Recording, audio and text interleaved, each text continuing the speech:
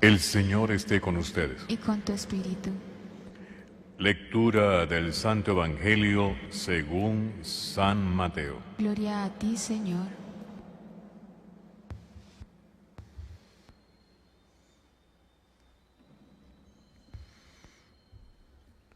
La generación de Jesucristo fue de esta manera. María, su madre, estaba desposada con José y, antes de vivir juntos, resultó que ella esperaba un hijo por obra del Espíritu Santo. José, su esposo, como era justo y no quería denunciarla, decidió repudiarla en privado.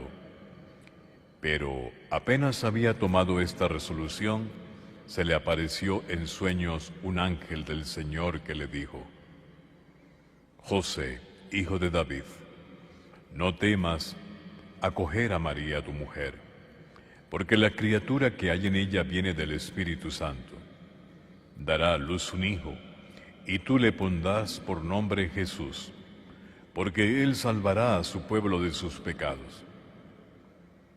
Todo esto sucedió para que se cumpliese lo que había dicho el Señor por medio del profeta.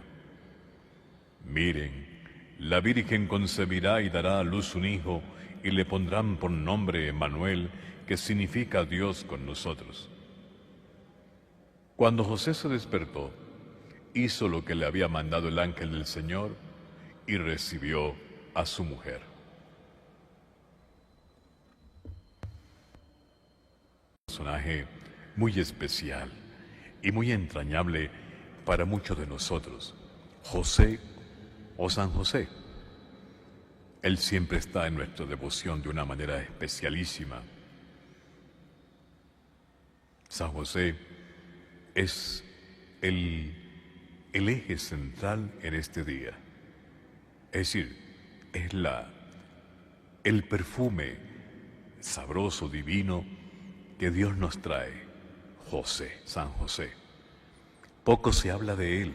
Hoy nos lo presenta Mateo, ¿verdad? Poco se habla de él. Su historia es muy cortita en los evangelios, pero tiene una profundidad y un significado tan increíble para nosotros. Hoy lo define San Mateo como el justo. Bien, pues en el contexto del pueblo judío, o en la palabrería o el argot religioso del pueblo judío, ser justo no significaba necesariamente lo que nosotros hoy entendemos por justo o justicia. No significaba precisamente aquello que dice la definición de Santo Tomás, de darle a cada quien lo que se merece. La voluntad de Dios. Eso es una persona justa en el Evangelio para el pueblo judío.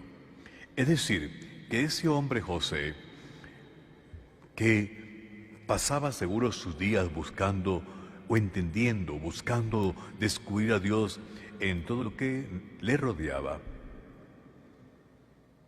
eso significaba que este hombre tenía la certeza de que Dios era su Salvador.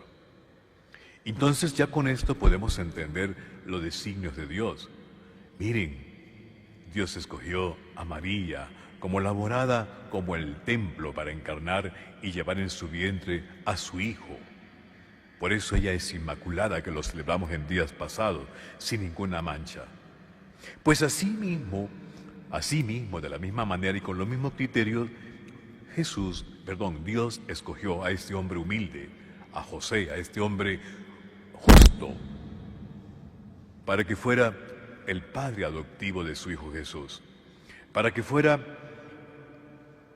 el esposo y conformara la familia sagrada. Y para ello, como María Inmaculada, Jesús tenía que ser también un hombre bueno y honesto, un hombre justo. Diríamos hoy en nuestro lenguaje, un hombre santo. Hoy el Evangelio nos narra cómo sucedieron los acontecimientos, ¿verdad?, en cuanto a la encarnación del Hijo de Dios. Y los hechos, nosotros los vemos ya después de muchos años, miles de años, pero los hechos en esa época, y más para nosotros hoy, seguro eran acontecimientos extraordinarios. eran tan increíblemente extraordinarios o divinos o fuera de este mundo que casi es imposible entender o asimilarlo por nuestra frágil y limitadamente. Eso en este mundo que estamos tan avanzados en todos los ámbitos de la ciencia y la tecnología. Pero imagínense ustedes en la época de María, una época rudimentaria, un contexto muy pobre, generalmente las personas analfabetas, humildes. Esto debió haber sido para María y para José algo increíblemente extraordinario. Y lo hace más extraordinario aún la actitud y la respuesta de la Santísima Virgen, la Madre de Dios y Madre nuestra, pero también lo que resultó con la actitud de José. Ellos dos dijeron, sí, hágase en nosotros tu voluntad. Lo más extraordinario es que ante un acto tan increíble y divino, ellos estuvieron en disposición en la fe o con la fe o por la fe para aceptarlo. La historia nos cuenta así, que María, según la costumbre judía, estaba comprometida con este hombre, con José. Ellos no vivían juntos, pero aunque no vivían juntos, aparece el embarazo. Hasta ese momento José no sabía nada y para él fue muy duro saber que una mujer buena, honesta, estuviese embarazada y que no él fuera el padre. Era un problema terrible. O se quedaba callado y la aceptaba o la repudiaba legalmente. Y para eso también había normas. Si una mujer era repudiada, pues era vilipendiada y disminuida y maltratada. Y José estaba en ese dilema. Él decidió no denunciarla. Era un hombre bueno realmente. Y él, como respuesta a esa bondad, es visitado por Dios por medio de un ángel para explicarle todo, para clarificarle todo, para hacerle entender que los planes de Dios no se comprenden fácilmente, pero tiene un proyecto. Y ese proyecto en José y María era Jesús. José no es un títere de Dios. José también tiene libre albedrío, pero aún así Dios lo escoge a él para esta vocación tan increíble y especial, ser parte del plan salvífico de Dios para toda la humanidad. María y José se sorprenden de lo que está pasando, pero